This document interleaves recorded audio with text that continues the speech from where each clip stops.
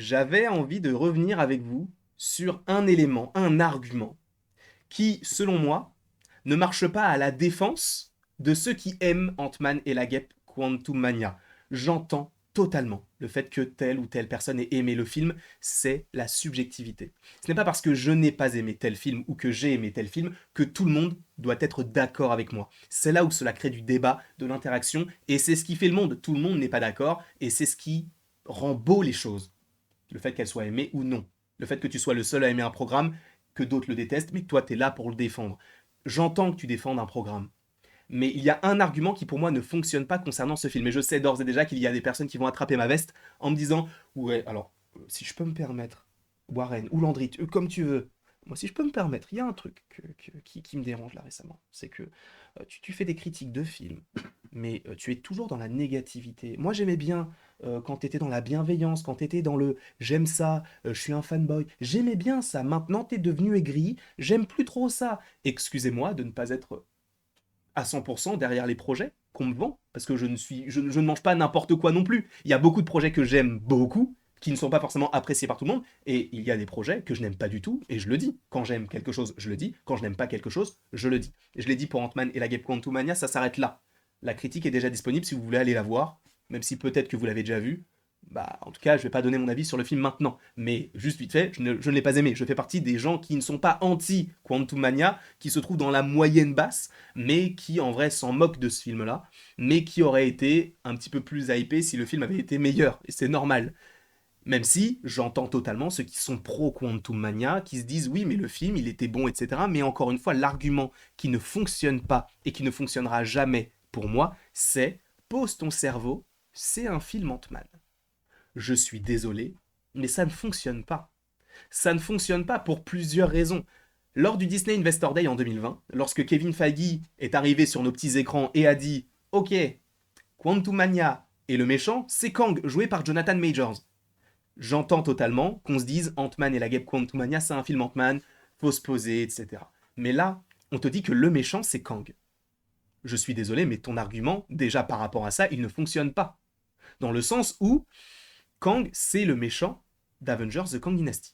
Et supposément d'Avengers The Secret Wars, qui sera probablement le plus gros film de l'univers Marvel, tout confondu. Puisque selon les dernières rumeurs, on peut parler de Tobey Maguire, Andrew Garfield, Hugh Jackman. Il y a beaucoup de théories qui fusent au niveau de Secret Wars. Il n'y a pas de souci. Il n'y a pas de souci. Le fait est que j'ai oublié ce que je voulais dire. Non mais le fait est que pour moi c'est un faux argument de dire que c'est un film où tu dois poser ton cerveau parce que c'est Ant-Man. Si c'était vraiment le cas, pourquoi est-ce qu'ils ont mis Kang dans le film, qui est donc le futur méchant de la phase 5, 6? Quel intérêt ils ont à faire ça? Il n'y en a aucun. Il n'y en a aucun. Donc, cet argument de oui, mais en fait, il faut poser son cerveau, c'est un film Ant-Man.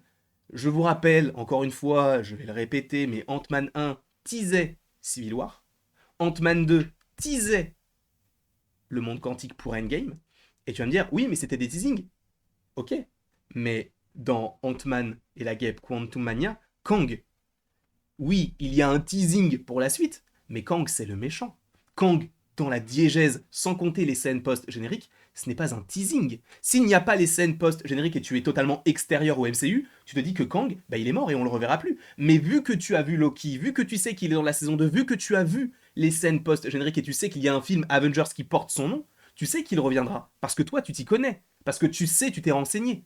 Mais si tu ne te renseignes pas, j'ai bugué, mais si tu ne te renseignes pas, c'est mieux dans ce sens-là, bah tu dis qu'il est mort. Et il n'y a plus aucune incidence. Le fait est qu'ils n'ont pas décrédibilisé le personnage de Kang, mais ils l'ont rendu peut-être un petit peu moins fort pour qu'on puisse le voir un petit peu plus fort par la suite. Mais le fait qu'on se dise, les gars, posez votre cerveau, quoi, c'est un film humoristique, ça ne fonctionne pas.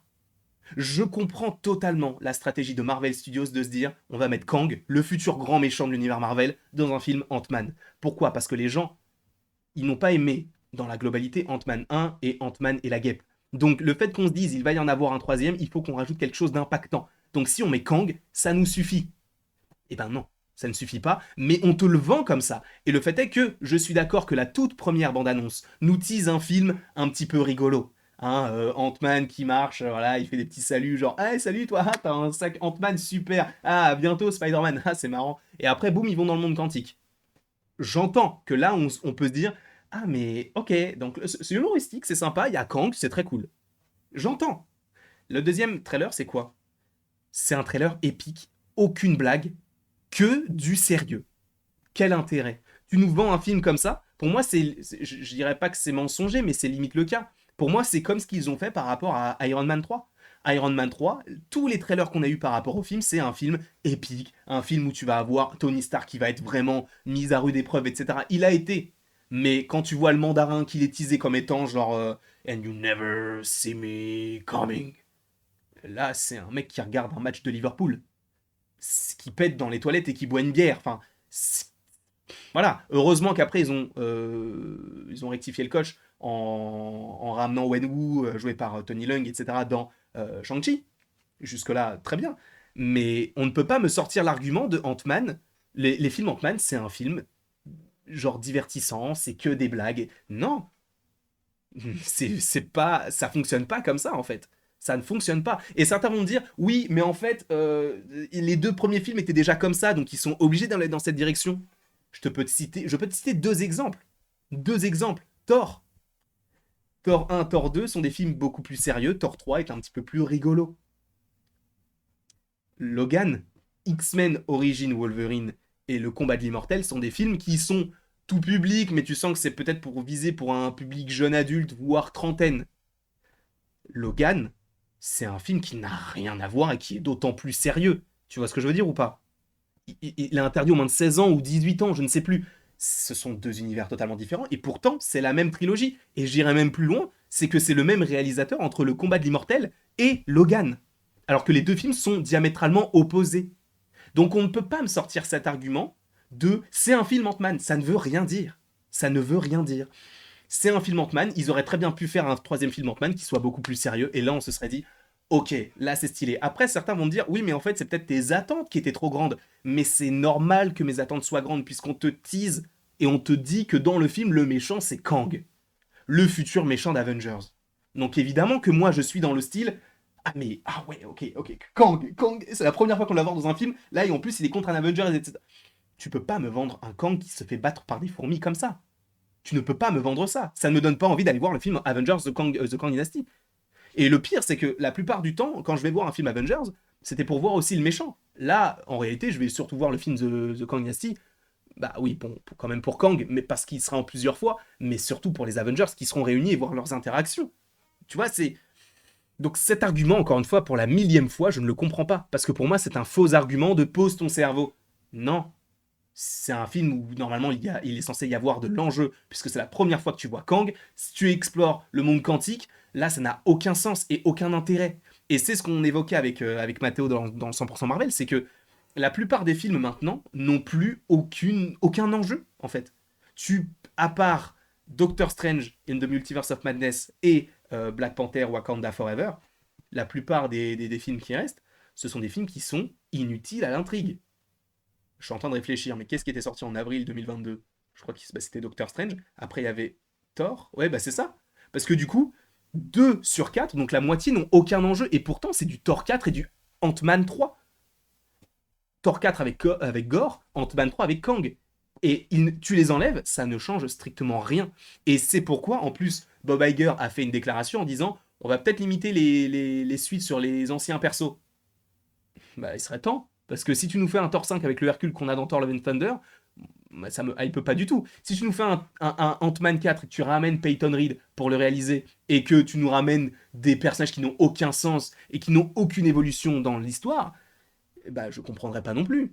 À un moment donné, il faut que ça évolue dans le bon sens. Et là, pour le coup, ça n'évolue pas dans le bon sens et ça n'évolue même pas tout court. Et ça me pose problème. Encore une fois, cela n'engage que moi, ce n'est que mon avis. Vous ne serez sûrement pas d'accord avec ce que je viens de dire, parce que peut-être que la plupart d'entre vous ont aimé, enfin a aimé plutôt, parce que c'est la plupart, a aimé le film Ant-Man et la Guêpe, et j'entends totalement et je respecte à 100% votre avis, et heureusement pour vous que vous l'avez aimé, parce que du coup ça vous met peut-être dans un mood positif, parce que quand vous allez le voir, vous allez vous dire, ah bah du coup je vais regarder le film. Moi si le film passe à la télé, je vais me dire, ah c'est Ant-Man et la Guêpe contre Toumania, bon bah je vais regarder un autre truc. Donc tant mieux pour vous si vous l'avez aimé. Personnellement, ce n'est pas mon cas, je ne pense pas être le seul. Et justement, ce truc de poser votre cerveau, pour moi, c'est un argument de caca. C'est un argument de bouse pour ne pas dire un gros mot. D'accord? Pour moi, ça n'a aucun sens. Bref, je vous fais des petits bisous. Ça n'engage que moi, ça ne vise personne. C'est juste les commentaires que j'ai pu avoir sous certaines vidéos des gens pour le coup, qui n'ont pas forcément réfléchi à cet argument-là. J'entends, mais posez-vous et peut-être que on y trouvera notre compte. Et encore une fois, je sais qu'il y aura des débats dans les commentaires et c'est ça qui est beau. On ne sera pas forcément d'accord, mais on reste dans la bienveillance. Je vous fais des petits bisous et après tout ceci, il ne me reste plus qu'à vous dire à la prochaine pour la prochaine. Et tu peux bien évidemment, comme d'habitude, aimer, partager, commenter et bien sûr t'abonner à la chaîne.